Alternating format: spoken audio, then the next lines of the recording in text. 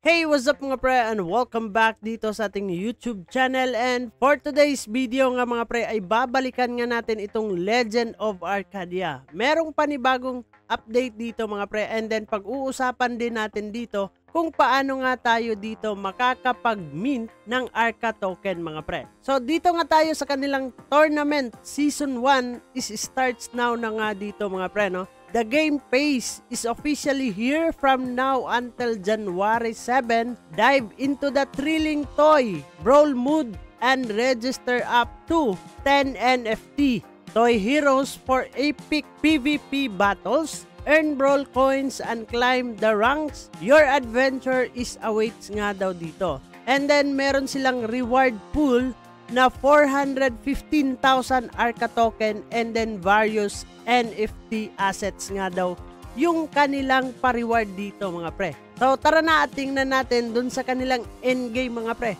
kung saan nga ba tayo dito makakapag-register. So dito tayo sa kanilang endgame mga pre, no?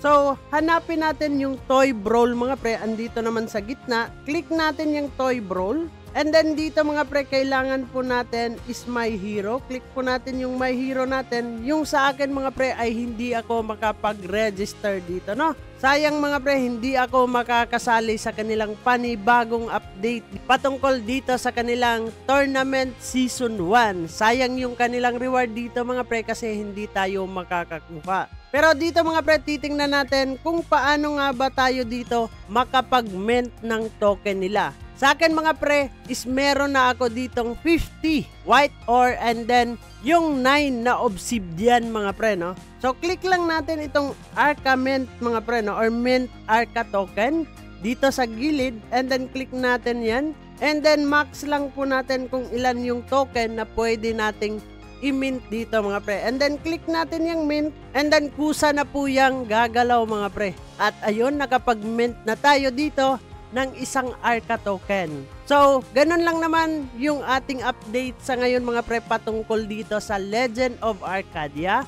So, maghahanap pa tayo ng mga panibagong mga tactics natin mga pre, no? Paano tayo dito makakapagparami agad ng token natin na Arca token. So, yun lang naman yung ating pag-uusapan for today's video, all about dito sa kanilang panibagong update mga pre. And then, bago nga natin ito tatapusin ang video na to, kung bago ka lang dito sa ating YouTube channel, ay huwag kalimutang mag-click subscribe and click the notification bell para ma-update at ma-aware ka sa mga panibago nating i-upload na video. So this is me, Dong Ayan TV. Mag-ingat tayong lahat and bye-bye!